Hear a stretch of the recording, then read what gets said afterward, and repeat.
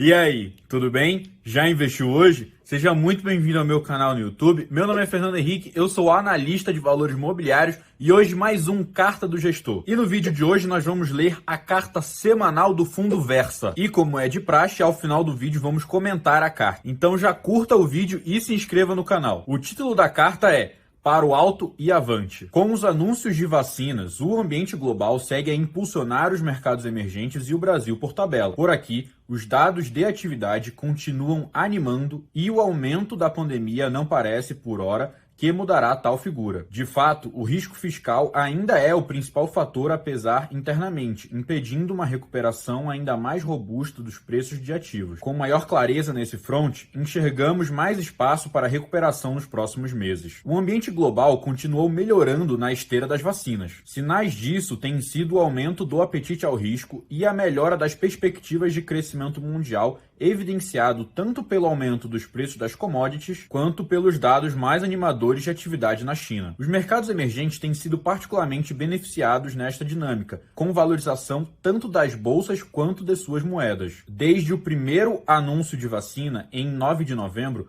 o real e o Ibovespa tiveram ganhos de 4,4% e 12,6%, respectivamente. Figura 1. Bolsas e câmbio nos emergentes. Variação em porcentagem desde 9 de novembro. O Brasil está em quarto lugar. PIB decepcionou animando. Embora o crescimento do PIB do terceiro trimestre tenha vindo abaixo do esperado, a leitura foi razoavelmente positiva e não mudou o cenário de recuperação no curto prazo. O PIB do terceiro TRI subiu 7,7% em relação ao segundo TRI, abaixo dos 8,8% projetado pelos economistas. A surpresa se deu principalmente por razões técnicas/metodológicas do que propriamente qualitativas. De um lado, revisões de alta na série histórica elevaram a base de comparação para as estimativas. De outro, e ao contrário do que imaginávamos, parte da recuperação da demanda ocorreu novamente às custas de diminuição de estoques, o que tem efeito negativo no PIB em um primeiro momento. Muito provavelmente veremos movimento contrário, recomposição de estoques, nos próximos trimestres, desta vez ajudando nos números do PIB. Esperamos queda de 4,1% no PIB deste ano e mantemos a projeção de crescimento de 4,5% no ano que vem. Figura 2. PIB trimestral do Brasil, índice sazonalmente ajustado. Vemos o início de uma figura em V no final do gráfico. Mobilidade segue em alta no Brasil. Diferentemente de outros países onde o recrudescimento da pandemia tem levado a uma redução da mobilidade com consequente piora da economia no curto prazo, os números no Brasil, por enquanto, não sugerem o mesmo efeito. De fato, mesmo com o aumento nos números da doença nas últimas semanas, o endurecimento das medidas de isolamento social nos estados tem sido relativamente comedido e a adesão da população ao isolamento igualmente baixa. Figura 3. Índice de mobilidade social. Variação em porcentagem em relação a janeiro de 2020. O Brasil está por volta de 10% abaixo do início. Desta forma, os números de mobilidade no Brasil seguem aumentando de forma gradual e já estão entre os maiores do mundo, exceto por aqueles países onde a doença segue muito mais controlada, caso dos asiáticos, Austrália e Oceania. A atividade econômica, portanto, deveria refletir esta dinâmica, mostrando crescimento relativamente mais robusto do que boa parte dos países no curto prazo. Figura 4. Índice de mobilidade social em vários países em 1º de dezembro. O Brasil está em 8º. O câmbio ainda tem espaço para apreciar. Em que pese a forte valorização cambial nas últimas semanas,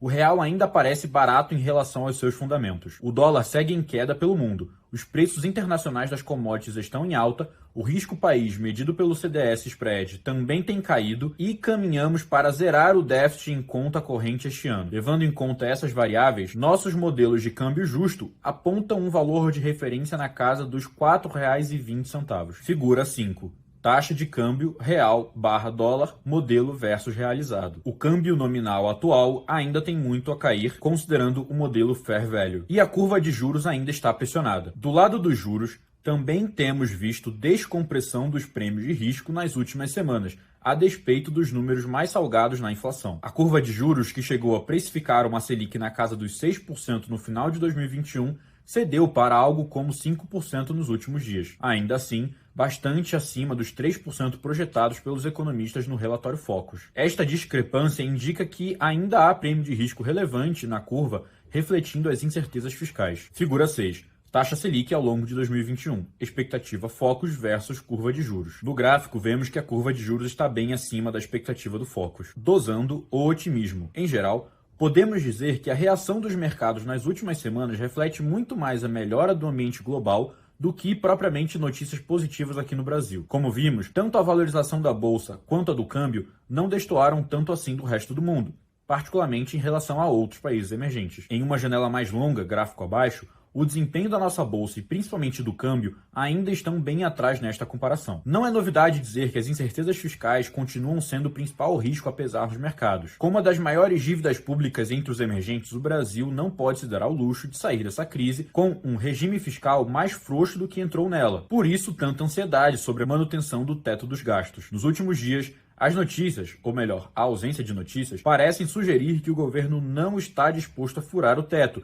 e forçar uma expansão de gastos sociais sem o devido suporte. Acreditamos que notícias mais concretas neste sentido tendem a reduzir os prêmios de riscos nos próximos meses. De mais urgente para as próximas semanas, ficam a definição da Lei de Diretrizes Orçamentárias, LDO, e, com muita sorte, a votação do orçamento de 2021. Para o próximo ano, os mercados ficaram atentos às reformas, em especial a PEC emergencial, que viabiliza o cumprimento do teto de gastos nos próximos anos através de mecanismos automáticos, gatilhos, de controle de despesas. Nossa impressão é que, com estes pontos endereçados, os mercados ainda teriam bastante espaço para andar nos próximos meses. Figura 7.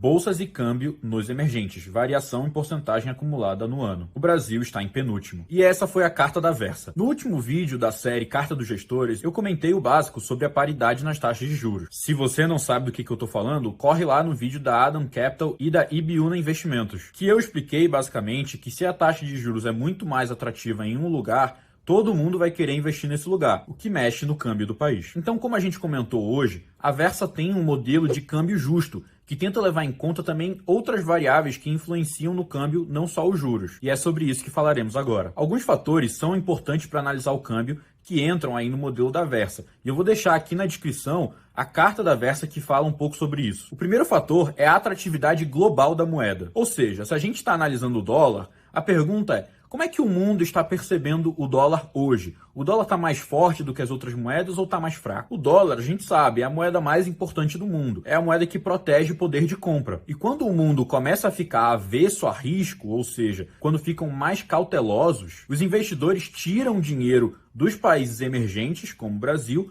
e levam para países mais seguros, como os Estados Unidos. Então eles vendem real e compram dólar. Por isso, esse ano, as moedas mais desvalorizadas são o real, a lira turca, o peso argentino, o rublo russo e o peso mexicano. O segundo fator é a capacidade do país em gerar divisas através do comércio exterior. Divisas, para quem não sabe, nada mais são do que as disponibilidades do país em moedas estrangeiras, nesse caso o dólar. Então, é a capacidade do país de acumular mais dólar dentro dele. E como é que você ganha dólar? Exportando. E o que o Brasil exporta? Commodities. Então esse segundo fator tem a ver com o preço das commodities, porque quanto mais alto o preço das commodities, mais o real tende a se fortalecer. O terceiro fator é a percepção de risco da nossa dívida pública. Isso tem a ver com a capacidade do país de quitar suas próprias dívidas. O problema é a sustentabilidade dessas dívidas. Então, quando o país tem problemas fiscais, ele precisa ficar gerando dívidas. E como a gente comentou na carta da Verde, que eu também vou colocar aqui na descrição, o nosso país está com sérios problemas fiscais. Então, quando a percepção do risco de dívida aumenta, o investidor estrangeiro exige um prêmio maior para suportar esse risco, fazendo com que a moeda fique depreciada. E o quarto fator é justamente o que a gente comentou no último vídeo, sobre a taxa de juros. Então, quanto mais alta for a taxa Selic em relação à taxa de juros americana, melhor para o real. Ou seja, se a Selic está a 2% ao ano e a taxa de juros americana está a 1% ao ano, e a Selic subir para 4%, e a taxa de juros americana permanecer em 1%, isso vai ser bom para o real, fazendo o dólar cair. Então, considerando tudo isso, o modelo da Versa hoje aponta um dólar justo na casa dos R$ 4,20. E como eu particularmente não tenho modelo para isso, eu não posso nem concordar nem discordar. E bom, é basicamente isso que eu tinha para falar hoje. Muito obrigado por você ter assistido até aqui. Não se esqueça de curtir, comentar aqui nesse vídeo e compartilhar para que a gente possa alcançar cada vez mais pessoas e levar a educação financeira para cada vez mais gente. Tchau, tchau. Valeu.